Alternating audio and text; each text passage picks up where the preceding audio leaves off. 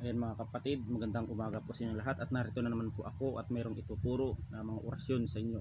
Ang orasyong ito ay gamot sa sakit ng tiyan. Yan. At aking sasabihin ng mga pamamaraan nito at inyong susundin lamang. Ito ay uusalin sa tubig na pang-iinom.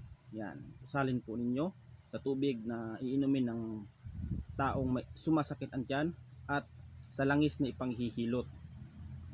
Mas bumibisa ang mga gamot kung uusalan ng mga orasyong ito. Yan.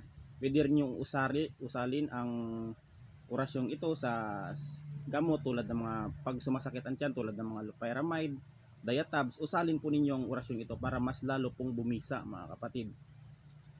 Usalin niyo na 3 beses. Pwede rin yung isulat sa lunpas ang mga orasyong ito na aking nabanggit at aking ilalagay dyan sa taas mga kapatid ang orasyong iyan na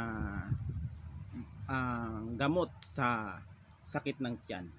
Ayan lamang po mga kapatid at God bless us all.